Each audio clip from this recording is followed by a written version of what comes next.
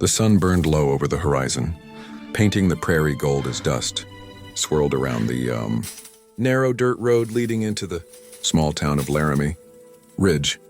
The year was 1886, a time when rules were made by men and women were expected to follow without question. In this little town, tradition wasn't just a way of life, it was law. And that law had no room for rebellion. But rebellion had a name, and her name was Clara Mae Dawson. She rode into town that morning, wearing a pair of worn brown pants and a faded white shirt tucked beneath a leather vest. Her boots clicked against the boardwalk as she led her horse to the trough outside the saloon, and every eye turned to watch her, some with curiosity, others with pure disdain. The whispers started immediately. "Ain't that the blacksmith's girl? Lord have mercy, she's wearing pants again. Her poor father must be ashamed to death."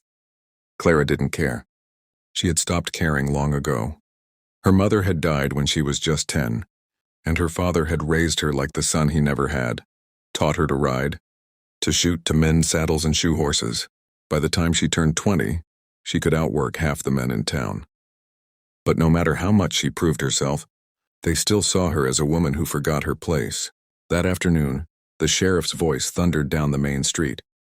"Clara Mae Dawson," he barked, slamming the door of the sheriff's office open. "You know the rules, girl. Women ain't to wear men's clothes in this town." Clara's jaw tightened.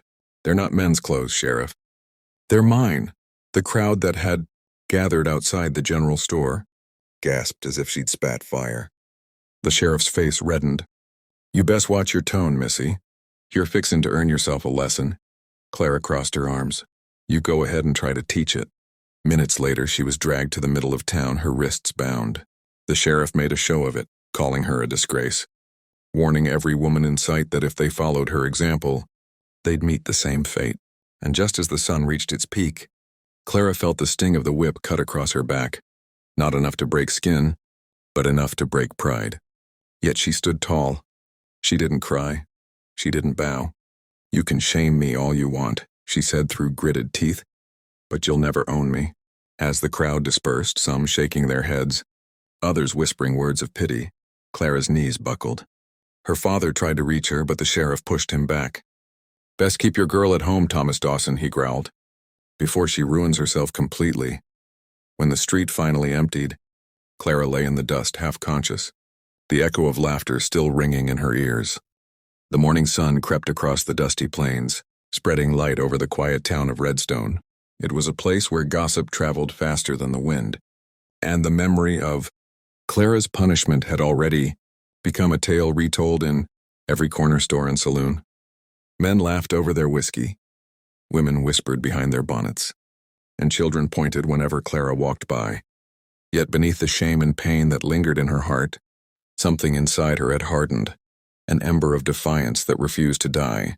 She had spent the night replaying every moment, every sneer, every lash of cruelty that came her way, and though her spirit trembled, it didn't break. Not this time. That morning, Clara saddled her old chestnut mare, Ruby, and decided she'd ride out to the edge of the valley, where the wildflowers still grew untamed. She needed to breathe away from the eyes that judged her. Her pants, torn and faded from the night before, still clung stubbornly to her legs, a silent act of rebellion. The sheriff had said, "Ain't no decent woman wears breeches like a man," but Clara didn't feel indecent. She felt human, free, and she was tired of pretending otherwise. The wind was fierce that day, carrying with it the scent of dust and pine. As she rode beyond the hills, she noticed a figure on horseback approaching from the north, tall, broad-shouldered, and moving with the calm assurance of someone who had seen too much of the world. The stranger's hat was pulled low, shadowing his eyes, but the moment he drew closer, Clara noticed his gaze, steady, piercing, and kind in a way that caught her off guard. He slowed his horse, tipping his hat. "Morning, ma'am," he said in a smooth, quiet voice. "Didn't think I'd find another soul out here this early." Clara hesitated, her grip tightening on the reins.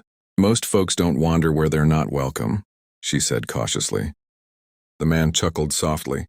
"Then I reckon we've got that in common." He glanced at her trousers and boots, then back to her face.